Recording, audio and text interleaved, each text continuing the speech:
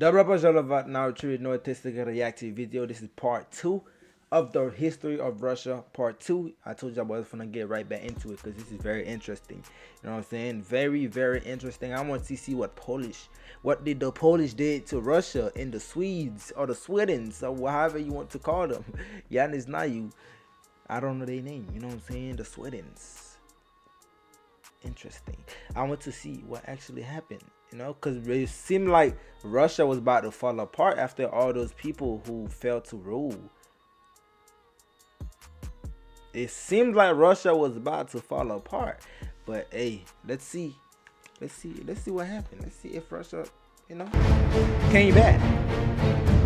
I know Poland was moving like that though.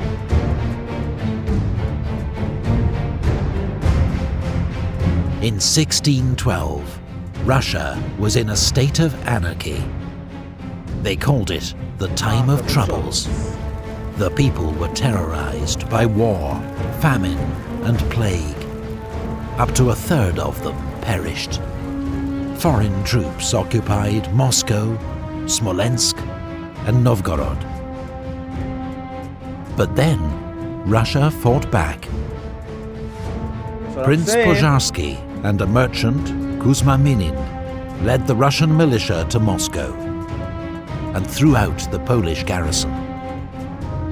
Since 2005, this event has been commemorated every 4th of November as Russian National Unity Day. Nice. Now I know something. Now I know something. The more you know, bro. Look, history has so much, bro. Today I'm making history right now, and the next day is history. The history is beautiful, bro. History ta krasashik. Russian militia to Moscow and threw out the Polish garrison. Since 2005, this event has been commemorated every 4th of November as Russian National Unity Day.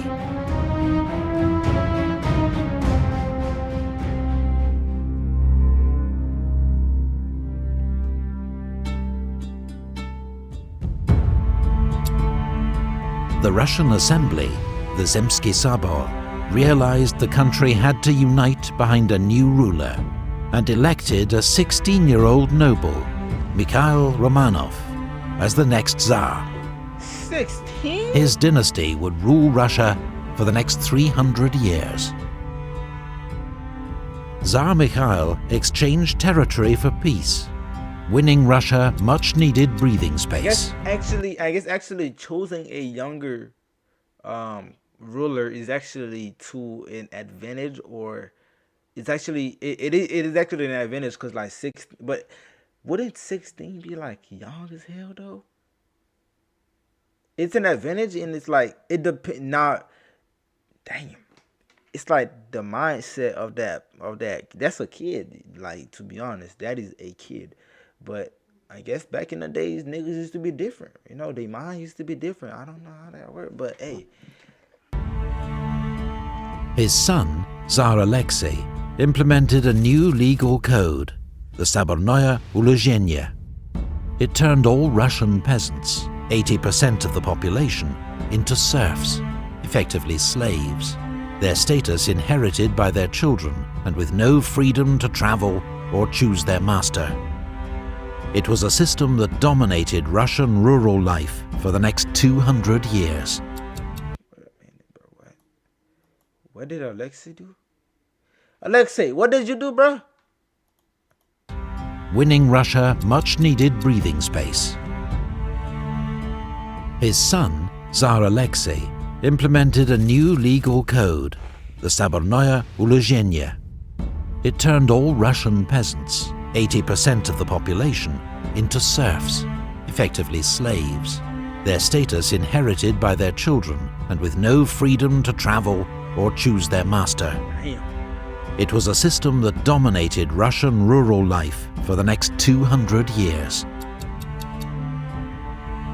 The head of the Russian Orthodox Church, Patriarch Nikon, imposed religious reforms that split the church between reformers and old believers. Why? It's a schism that continues to this day.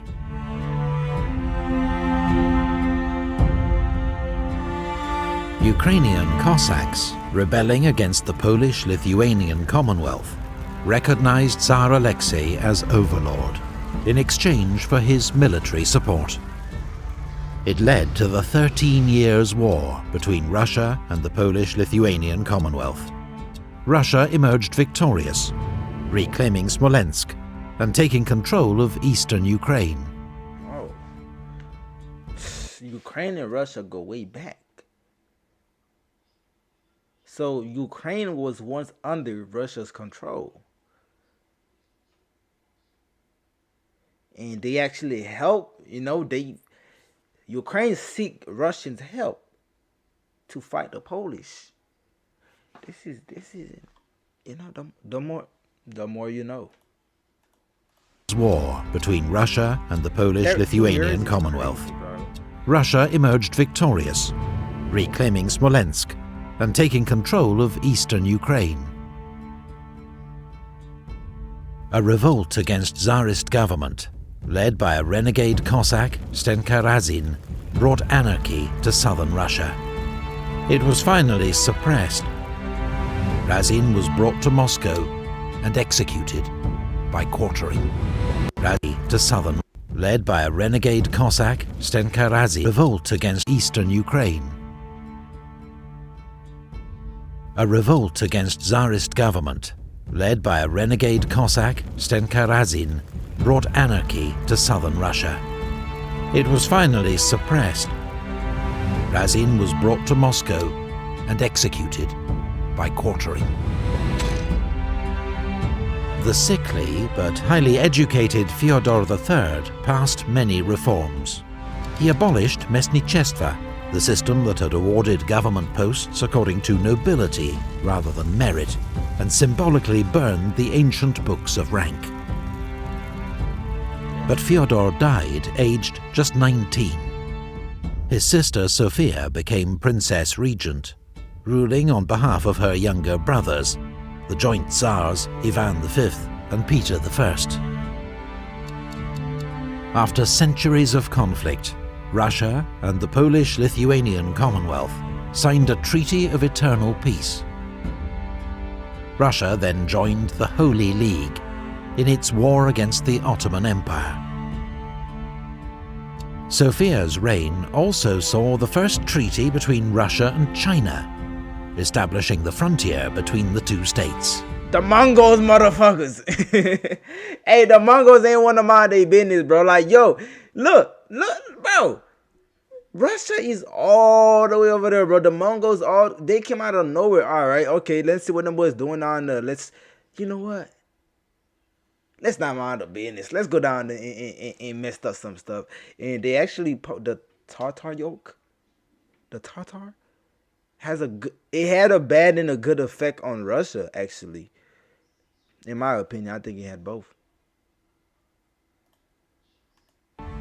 Sophia's reign also saw the first treaty between Russia and China, The Mongols, establishing the frontier between the two states.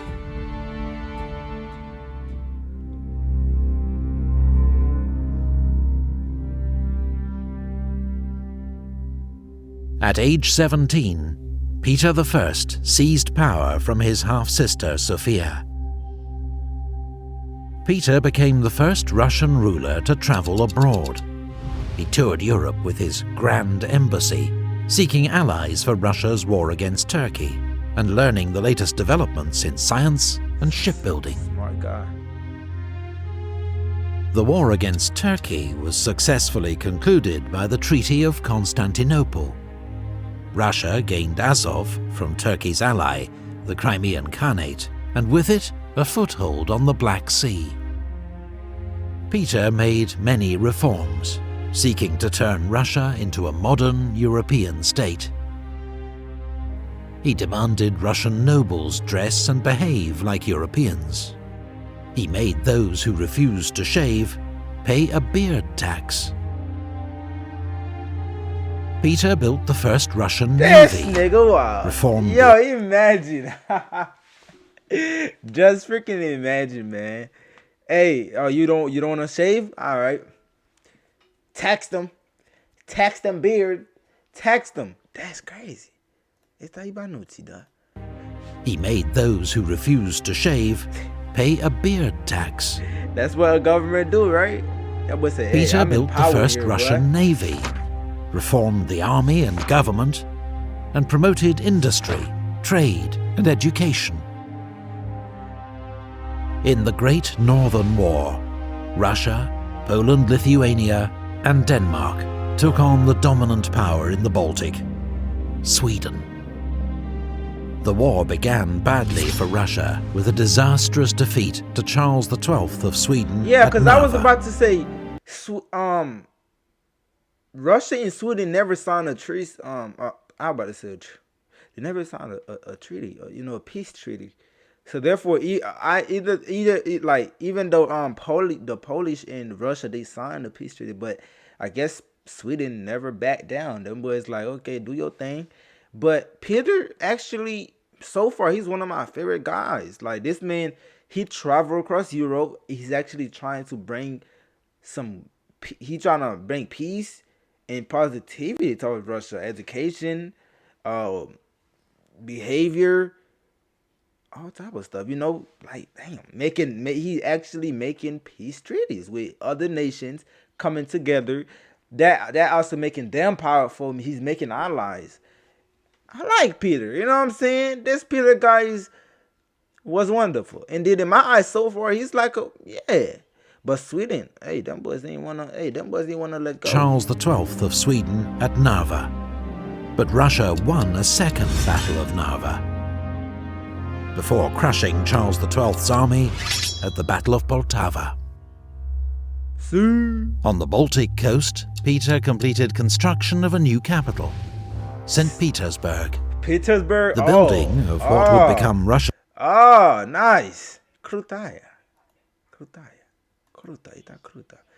So this is where St. Petersburg is at. So from Moscow to Petersburg, it's kind of far, I'm not gonna lie.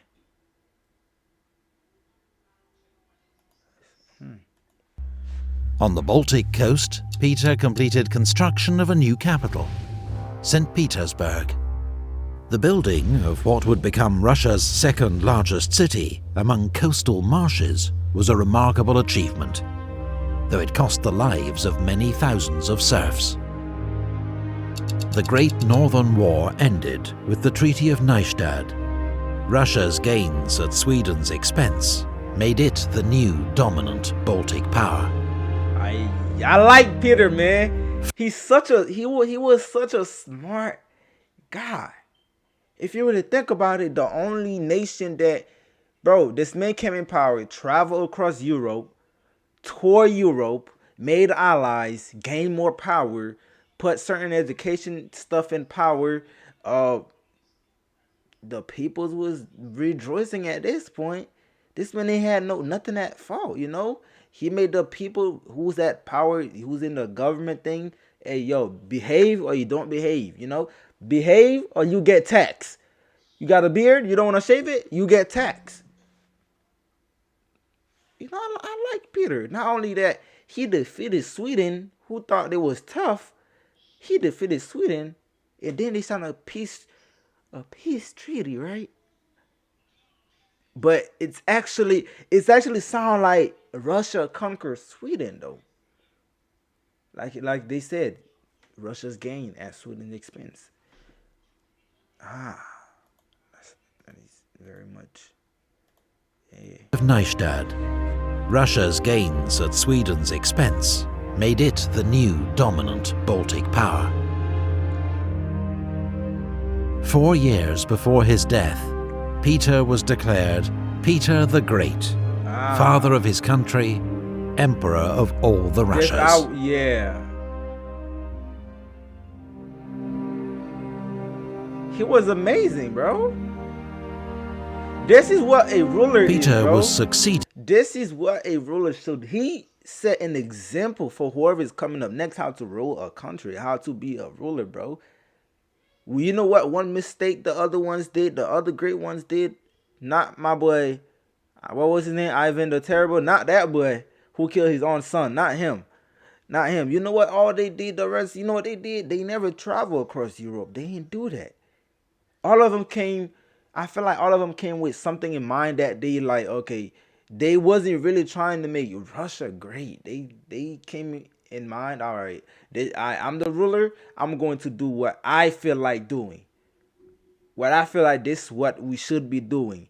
But Peter came in power with a different mindset. Okay, I want to do what's great and good for the country, not what I think I should do. What the people would appreciate, something that could make the country move forward and making allies, bro. That was such a wonderful move. Tour Europe, see what's going on out there. I love Peter, man. By his wife Catherine. Then his grandson Peter II, who died of smallpox, aged just 14. Damn. Empress Anna Ivanovna, daughter of Peter the Great's half-brother Ivan V, was famed for her decadence and the influence of her German lover Ernst Biron. Russia and Germany have During Anna's reign, Vitus Bering, a Danish explorer in Russian service, led the first expedition to chart the coast of Alaska. He also discovered the Aleutian Islands. See what I'm saying? And this later is what I mean when I say Peter set an example.